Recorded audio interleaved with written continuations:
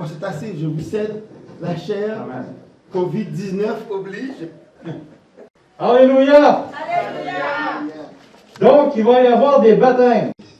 Moi, c'est quelque chose qui m'a toujours excité, moi, dans le ministère, les baptêmes d'eau. Alors, qui va les baptiser? Vous êtes heureux que c'est lui, parce que si ce serait moi, le baptême, c'est une signification que nous mourrons à nous-mêmes. Alors moi, quand je plante la tête dans l'eau, étant donné que le chiffre parfait de Dieu, c'est 7, j'attends qu'il y ait 7 bulles qui remontent à la surface. Pour m'assurer que vous êtes vraiment mort à vous-même. Alléluia. Combien d'entre vous se rappellent de ce que j'ai partagé avec vous les 2 dernières fois?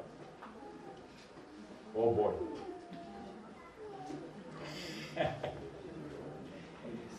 J'ai parlé concernant la situation de l'Église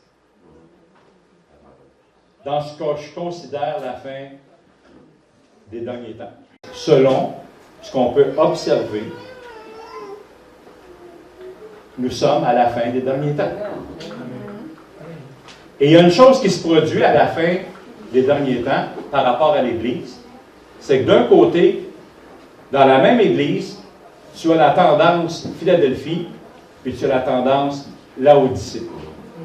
Laodicée, c'est l'Église qui s'amuse. Il y avait un programme à la télévision, c'était de Love Boat. En français, c'était La croisière s'amuse. Moi, je vous le dis, là, depuis la fin des années 90, là, il y a une partie de l'Église que c'est La croisière s'amuse. On ne recherche que ce qui est bénédiction, prophétique, et patati et patata. Puis, n'interprétez pas mal ce que je dis, là. Je ne suis pas contre le mouvement de réveil. Je ne suis pas contre tout ce qui vient avec un réveil. Mais la problématique, c'est que les gens ne focusent que là-dessus, et la vie du disciple prend le bord. Jésus ne nous a jamais dit de faire des chrétiens. Jésus nous a dit de faire des disciples. Disciple veut dire discipline. Tu ne peux pas dire que tu es un croyant et tu as encore tout le même bagage de ce qui était avant. Une des choses qui caractérise, et il faut faire attention à, c'est l'iniquité. Jésus en a parlé.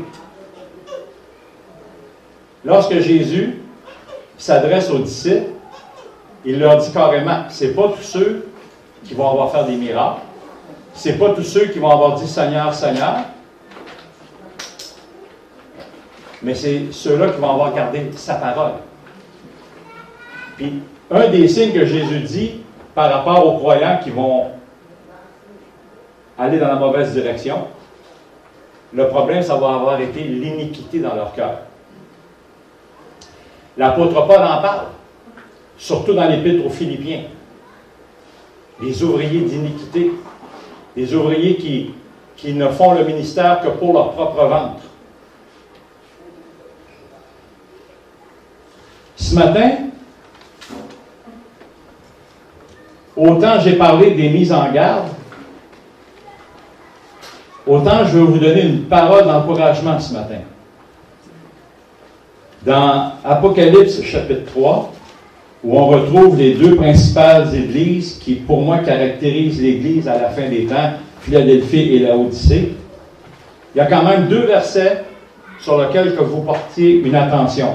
Dans Apocalypse chapitre 3, verset 12, « Celui qui vaincra,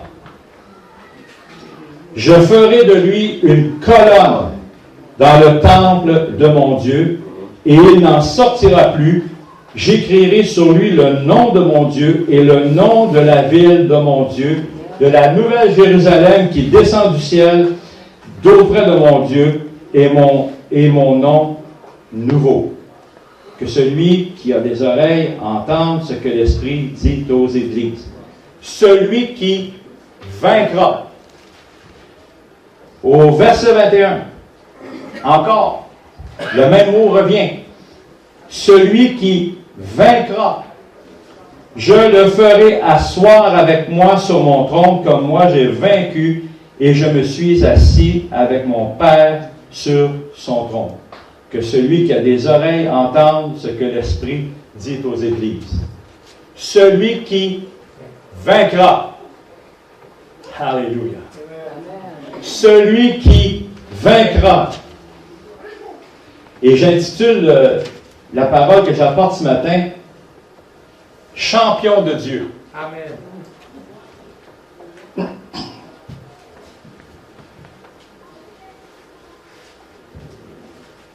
On va aller ce matin dans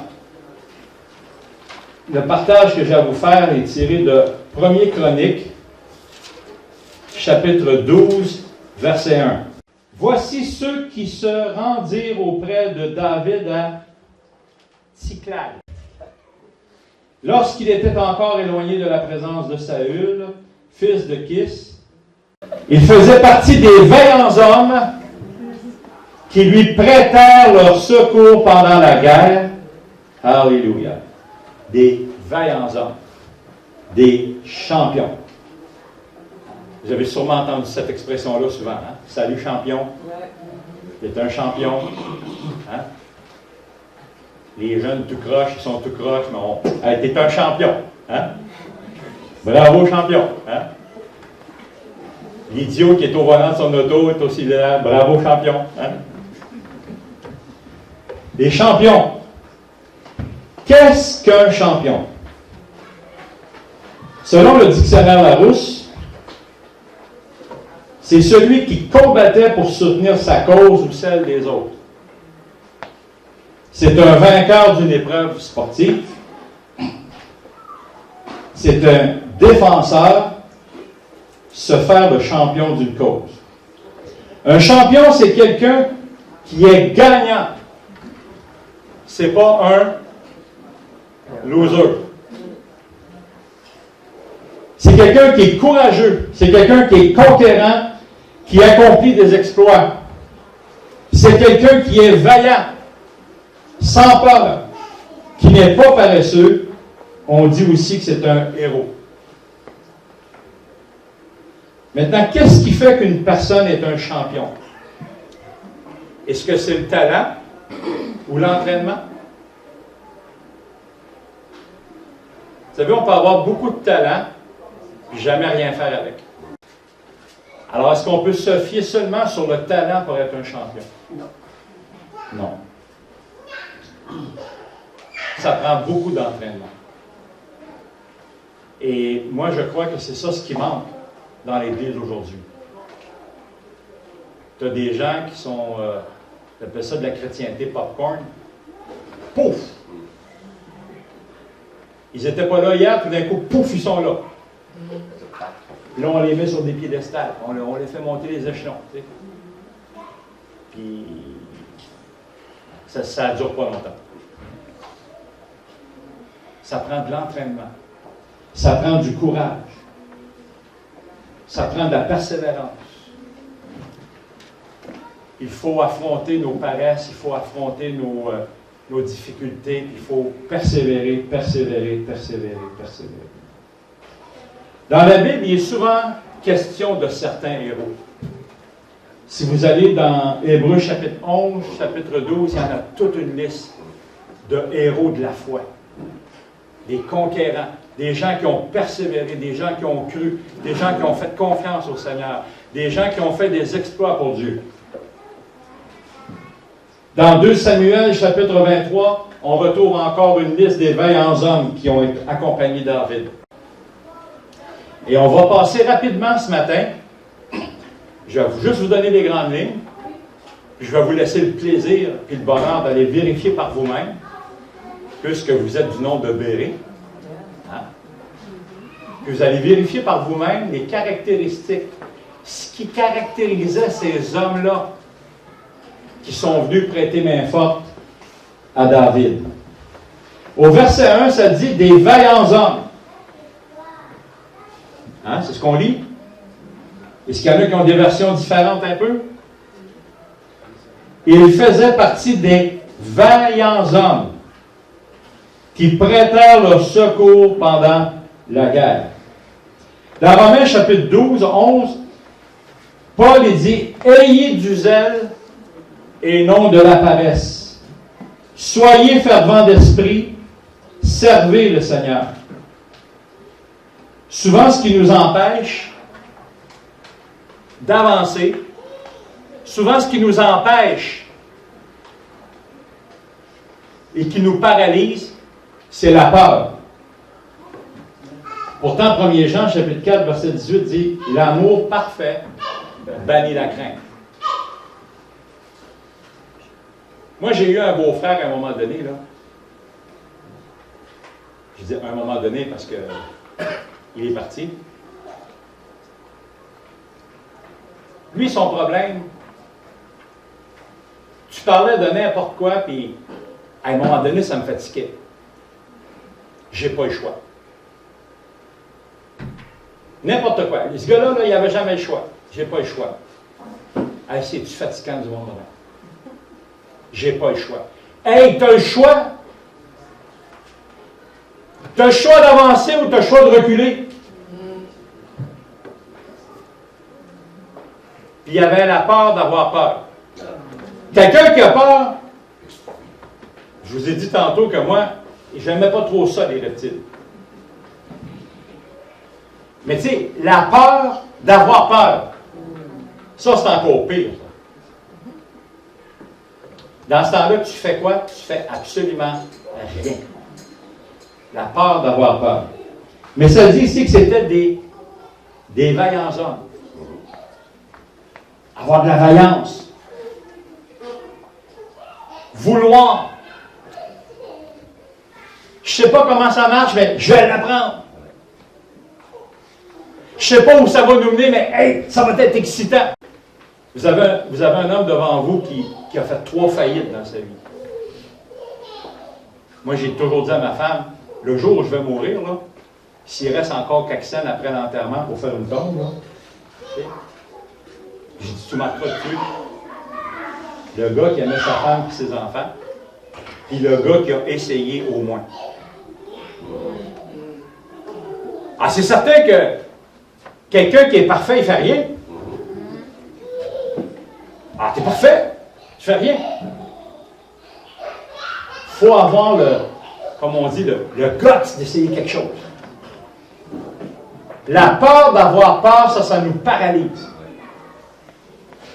Ces hommes-là qui ont rejoint David, là, il y en avait peut-être dans ceux qui ne savaient même pas dans quoi ils s'embarquaient, mais ils savaient une chose. Ils savaient que David, c'était lui qui avait l'onction, puis c'était lui qui devait suivre, puis c'était avec lui qu'il devait entrer dans son camp à lui. Ils ne savaient pas du tout où ça allait les mener. Mais ça dit que c'était des vaillants hommes. Ce n'était pas des paresseux. Au verset 2, vous allez voir qu'on va en apprendre des choses ce matin. Au verset 2, ces hommes-là, ça disait, lançant des pierres de la main droite et de la main gauche. Avez-vous déjà essayé ça? En bidex. Il lançait de la main droite puis de la main gauche. Moi, quand je joue au baseball, je suis capable de frapper des deux côtés. Mais là, en temps de guerre, il faut que tu lances des pierres. Ça veut dire qu'eux, ils avaient des frondes. Il faut que tu manipules la fronde, les deux mains, puis il faut que tu vises en même temps tes cibles. Tu as 2 cibles à toucher avec 2 frondes. Je pense que si on devait se pratiquer à ça cet après-midi, il y en aurait une couple qui mangerait des roches dans leur propre front. Ensuite, ça dit, et tirant des flèches avec leur arc, ils étaient agiles. Comme on dit en bon québécois, ils n'étaient pas gauche des 2 mains. Moi, en menuiserie, là, c'est mon cas. Je suis gauche des 2 mains. J'étais un bon helper, mais je suis gauche des 2 mains. Ils étaient flexibles. Comment devient-on flexible? Par l'entraînement de la parole. 2 Timothée 3,16. On la connaît, cette parole-là, de 2 Timothée 3,16? toute parole est spiritueuse.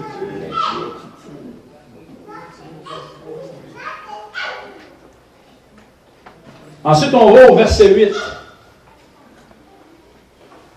Ça dit que c'était des soldats exercés à la guerre. Ils étaient armés, ils étaient prompts. Comment est-ce qu'on peut aller au combat si on ne sait pas comment utiliser les armes qu'on utilise? Moi, j'ai une vieille carabine chez nous. Mon père m'a montré comment tirer. Je suis souvent allé à la chasse. Il faut être exercé. Il faut savoir ce qu'on fait. Il y a des croyants, des fois, qui se lancent dans des discussions théologiques, puis, tu vas te dire, là, ils sont perdus bien raides. Ils ne savent pas de quoi ils parlent. Ils vont prendre un verset par-ci, un verset par-là, c'est tout mélangé, ça fait une salade de fruits, puis ça ne mène pas à grand-chose. Au verset 14, c'était des fils de Gad, chefs de l'armée. Quand on parle de chef, on parle de leader.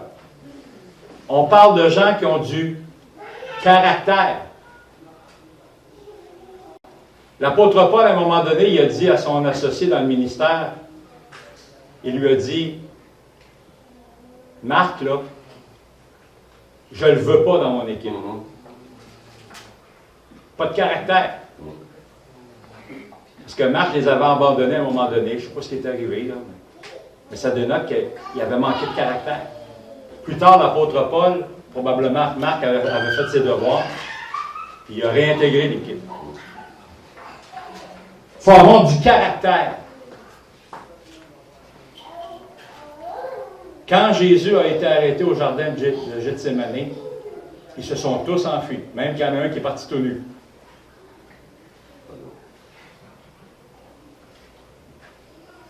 Avoir du caractère.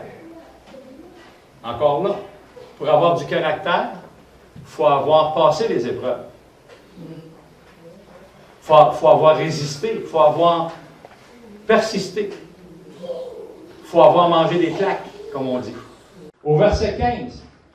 Voilà ceux qui passèrent le Jourdain au premier mois, lorsqu'il débordait sur toutes ses rives, et qui mirent en fuite tous les habitants des vallées à l'orient de l'Occident. Un jour, j'ai entendu un prédicateur par rapport à ce passage-là. Le Jourdain, là, à certains temps de l'année, là, c'est comme juste un petit ruisseau, avec à peine assez de l'eau pour faire des baptêmes. Mais ça a l'air qu'à un moment donné, dans un temps de l'année, là, c'est un torrent qui ravage tout sur son passage. Puis ces gens-là, ces hommes-là, ont eu le courage, justement, à cette époque-là, quand le Jourdain, là, est à son plein régime. Qu'est-ce que ça nous montre, ça?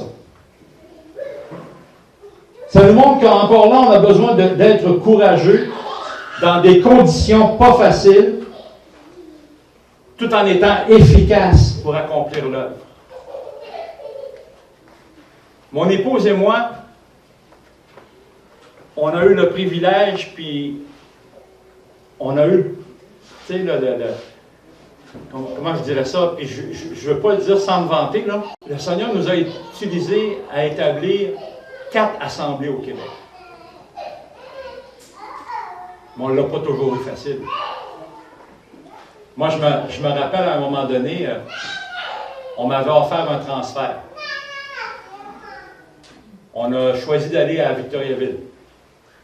On m'a dit, tu vas être bien, là, tu vois, une petite maison mobile là, pour vivre dedans. On a des fonds pour que tu puisses louer une salle pour faire des réunions. Puis, il y a environ une quinzaine de personnes. Puis, à cause de la rapidité du déménagement qu'on a dû faire pour faire ce changement-là, j'ai pas eu le temps d'aller rencontrer les gens avant.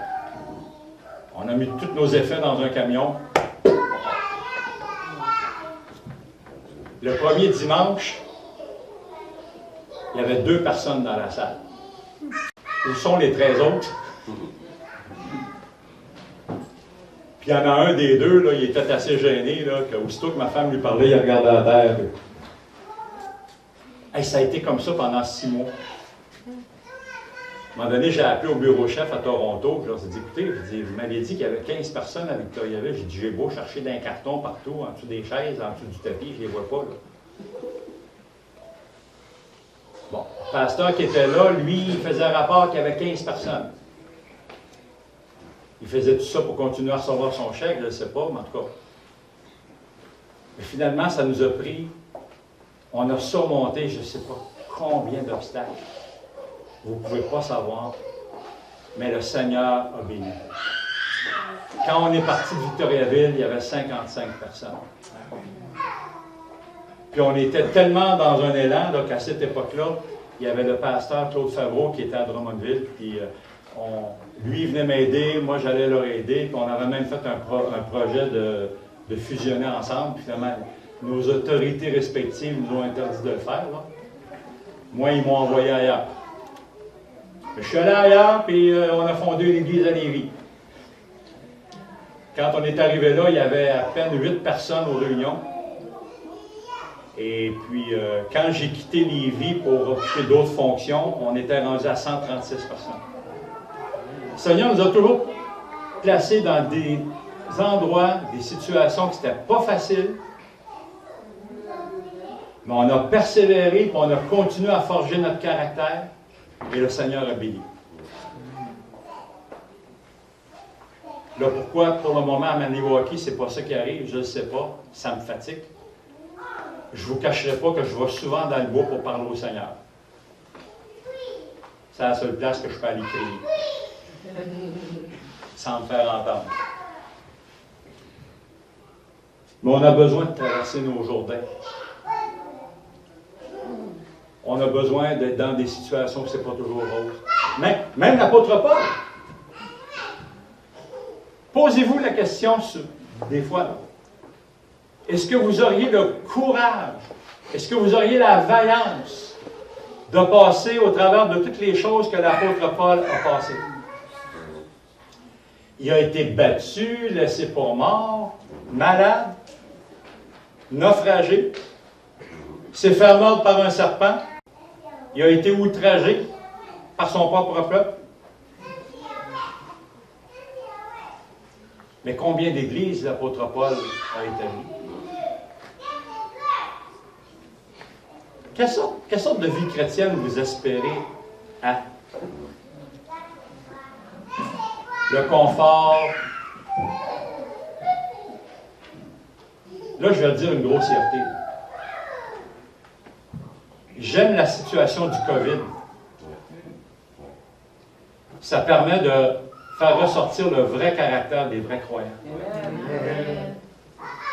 J'entends et je lis des absurdités par rapport au COVID. Puis beaucoup plus chez la part des croyants que chez les non-croyants. C'est facile de venir se fondre dans une assemblée de 500 personnes. Faire notre petite affaire, paye notre dîme, tourne chez nous. On n'est pas au défi. Là, on est dans une période qu'on est au défi.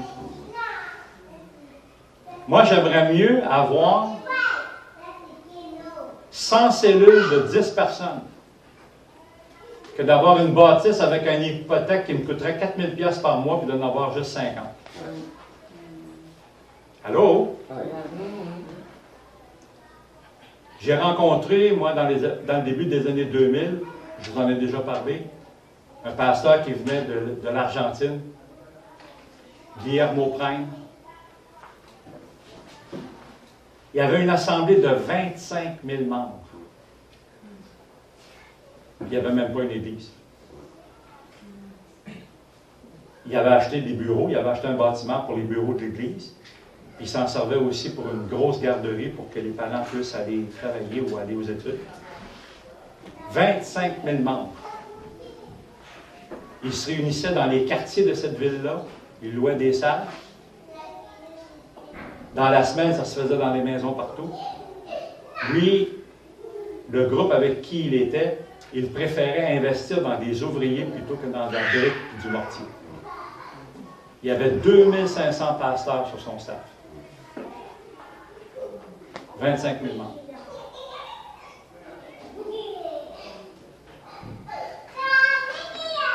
Est-ce qu'on va apprendre quelque chose du COVID? Je l'espère. Mais c'est au travers des temps difficiles que notre caractère se forge. Puis qu'on peut devenir des hommes vaillants. Puis quand je dis des hommes vaillants, je m'adresse aussi aux femmes.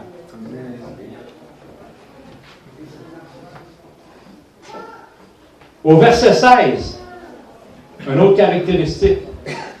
Voilà ceux qui passèrent le Jourdain au premier mois lorsqu'il déborde sur toutes ses rives et qui mirent en fuite tous les habitants des vallées à l'Orient et à l'Occident. Il y eut aussi des fils de Benjamin et de Juda qui se rendirent auprès de David dans la forteresse. Puis quand vous lisez plus bas, hein, ça parle ici de bonnes intentions. Parce que David leur pose la question. Il dit, êtes-vous venus pour me nuire ou vous êtes venus vraiment pour m'aider? Ces hommes-là avaient de bonnes intentions. Ça parle de d'intégrité, de loyauté et de droiture.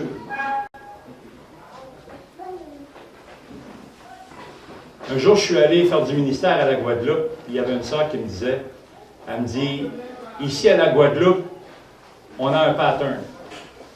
Un ouvrier arrive, fonde une assemblée, puis aussitôt qu'il y a 3 ou 4 diacres qui pensent qu'ils sont capables de faire mieux que lui, ils partent à une autre église. C'est pas de la loyauté, ça, c'est pas de l'intégrité. Et ça, c'est quelque chose que Dieu veut développer dans notre vie, de la loyauté, de l'intégrité, de la droiture. Au verset 18, revêtus de l'esprit. Moi, là, je disais à Pasteur Élisée hier, je lis en moyenne au moins une fois par mois le livre des Actes des Apôtres. C'est mon carburant. De voir comment les chrétiens de l'Église primitive, lorsqu'ils arrêtaient de s'enfarger dans les doctrines, quand ils arrêtaient de s'enfarger avec des histoires de suivre les fêtes, ici, puis ça, mais lorsque c'était des gens qui étaient remplis de l'esprit, il y avait quelque chose qui se produisait. L'apôtre Pierre, il était tellement rempli de l'esprit. Tu sais, l'apôtre Pierre, là, ça a été un des premiers pleutres. Hein? Il a renié le Seigneur 3 fois. Puis là, tout d'un coup, Pierre, il est mis à l'avant de la scène. Pourquoi? Parce qu'il a été rempli de l'esprit. Même au point que quand il passait, son ombrage touchait les malades et les malades étaient guéris. Il était rempli de l'esprit. Au verset 21, sont des hommes qui prêtèrent leur secours. Ils étaient tous des vaillants hommes et ils furent chefs dans l'armée. C'était des volontaires. Ils ne faisaient pas ça comme des mercenaires. Ils ne faisaient pas ça pour l'appât du gain. C'était des volontaires. Des gens disposés. Au verset 22, ah, ça, j'aime ça. Jusqu'à ce qu'il y ait un grand camp, comme un camp de Dieu. Un grand camp, comme un camp de Dieu. Là, je vais vous donner la référence, puis vous irez lire ça, puis vous essayerez de le lire en riant avec les choses que je vais vous dire. 2 Rois, chapitre 6. À un moment donné, là, le roi, là, il en a assez du prophète qui est tout le temps en train de déjouer ses plans. Fait qu'il commence par envoyer une troupe. Ils reviennent et sont anéantis. Il envoie une autre troupe. Il a envoyé comme 3-4 fois des troupes pour trouver le prophète, pour y régler son compte. Puis à chaque fois, l'esprit avertissait le prophète, et le prophète pouvait se pousser. Mais à un moment donné, là, ils ont réussi à le coincer. Okay? Puis, l'armée du roi sont là. Puis eux autres, là, ils ne cogneront pas à la porte. Ils vont défoncer la porte et ils vont aller chercher le prophète. Mais, tu as le serviteur du prophète. Puis lui, là, il n'est pas trop vaillant. Lui, il a peur d'avoir peur. Lui, là, il en trouve la porte. Puis là, il dit au prophète, il dit, je pense qu'on a un problème. Et tu devrais venir voir, là. Pas des témoins de Jéhovah qui sont à la porte. Pas l'impôt. Tu devrais venir voir ce que moi je vois. Puis lui, là, il est paralysé par la porte. Puis le prophète, là, il ne va même pas voir ce qui est dehors. Le prophète, là, il fait comme moi. Ah, oh, Seigneur. Peux-tu lui ouvrir les yeux? Et là, tout d'un coup, l'Esprit de Dieu ouvre les yeux du serviteur. Là, le serviteur, il voit l'armée de l'Éternel qui est là. En surnombre de l'armée du roi. Puis en tant que croyant, c'est ça qu'on a besoin de voir. On a besoin de voir le camp de Dieu. Puis des fois, là, on voit qu'on est juste un petit groupe. Puis qu'est-ce qu'on peut faire? Mais il faut voir le camp de Dieu. Il faut voir ça comme un grand camp.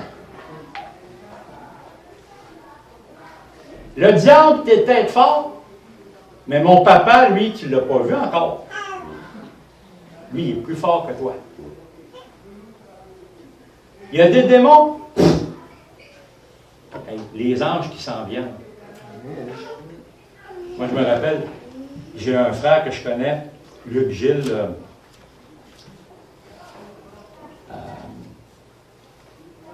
à Québec. C'est un ancien militaire, puis lui, il était dans la Jeep avec le général Dallaire lorsqu'ils sont sortis du pays où il y a eu un génocide. Puis ils avaient fait un cortège pour les emmener à l'aéroport. Puis quand ils se sont fait arrêter, le général Dallaire, pour pouvoir passer, il a dit au gars qui était là, il te regarde, il dit, si tu veux, là, il dit, nous autres, on ne va pas tirer. Il dit, tu es capable de tous nous tuer.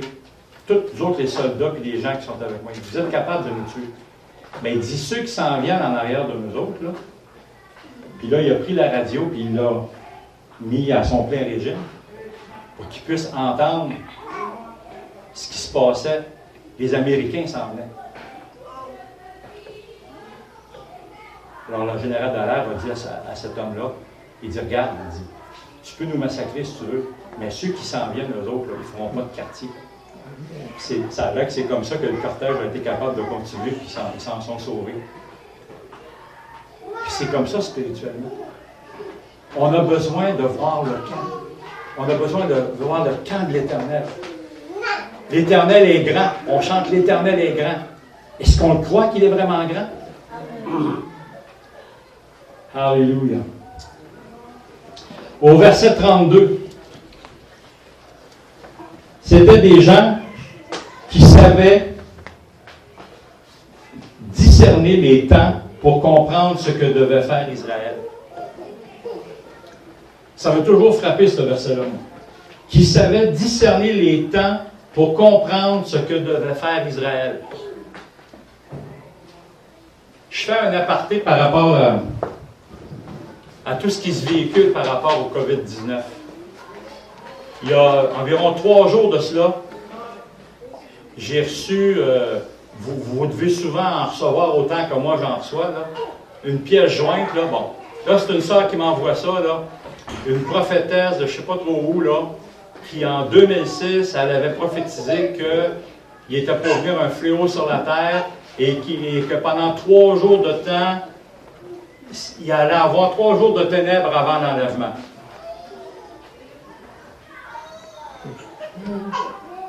Moi, là, j'en reviens pas. les gens ne connaissent pas leurs paroles, mais ils vont connaître tout ce que les supposés pseudo-prophètes annoncent. Puis des choses qui sont complètement absurdes. Avez-vous déjà vu un verset, vous autres, qui dit qu'avant l'enlèvement, il va y avoir 3 jours de ténèbres? Est-ce qu'ils font allusion à l'enlèvement? Encore là, ils sont dans les champs parce que ça serait 3 jours et demi.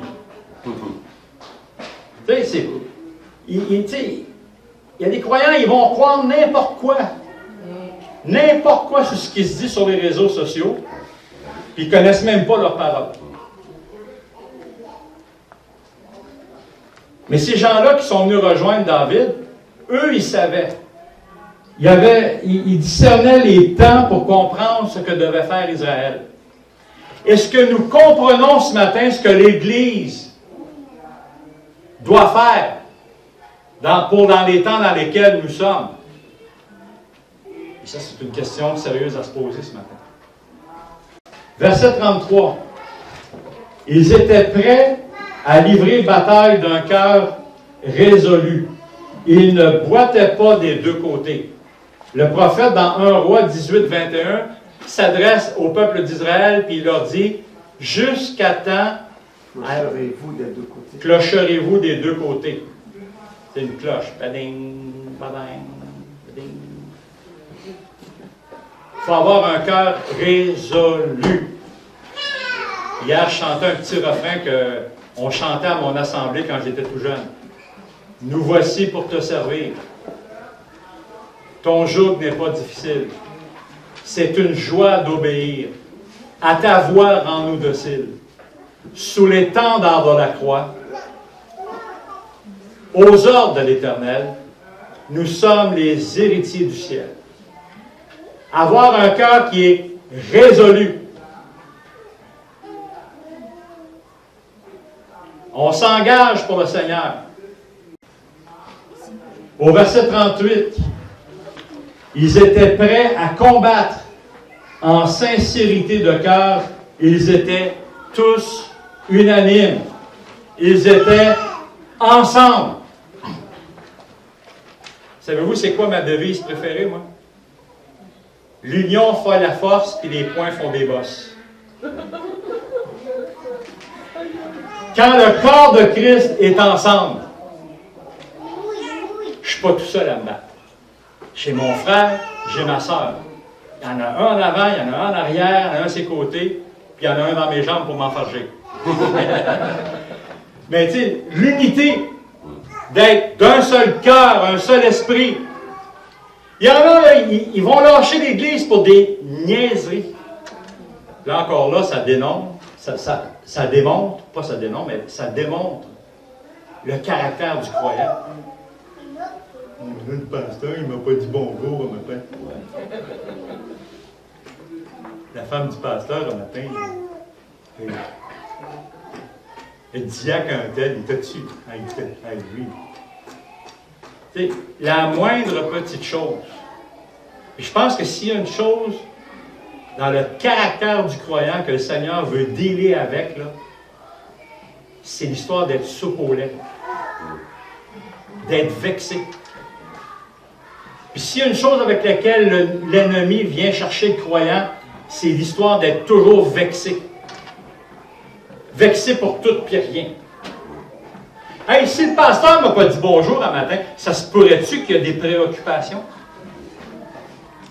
Ça se pourrait-tu qu'il se préoccupe à propos d'un frère un tel ou une sœur un tel qui n'a pas été capable de venir à l'assemblée, puis il sait que telle famille, ils n'ont même pas d'argent pour payer leur loyer? Ça fait que, le fait que le pasteur ne m'a pas dit bonjour un matin, il y a peut-être une raison derrière de ça. Alors, plutôt que de me vexer et de passer un mois sans aller à l'assemblée, pensez à ça, mes frères et sœurs, ce matin. Au verset 39, « Car leurs frères leur avaient préparé des vivres. » Dans le corps de Christ, là, il y en a qui sont au front, puis il y en a qui soutiennent ceux qui sont au front. Il y en a qui étaient là, pas pour aller se battre, mais ils étaient là pour voir à ce que ceux qui se battaient avaient des vivres. était en santé, était en forme, était reposé et qui avait eu à manger convenablement. Il n'y a pas personne qui n'est pas inutile dans le corps de Christ. Chacun est vaillant selon son appel, selon les dons qu'il a reçus. Puis je conclue avec le verset 40. Car Israël était dans la joie. La joie est l'une des caractéristiques d'un réveil. Si vous faites des recherches historiques, là, tous les réveils, il y a deux éléments. La repentance et la joie. Alors, gardons-nous dans la joie, comme on a chanté ce matin. Alléluia, le Seigneur est bon! Puis on avance pour lui. Moi, je me rappelle un chant qu'on chantait à Québec, c'était J'entends le son de l'armée du Seigneur. J'entends le son de l'armée du Seigneur. C'est un son de louange. C'est l'armée du Seigneur. C'est l'armée du Seigneur. C'est l'armée du Seigneur qui avance ensemble. Alléluia. Quand l'Église est dans la joie, elle avance ensemble. Soyez bénis ce matin. Amen. Amen.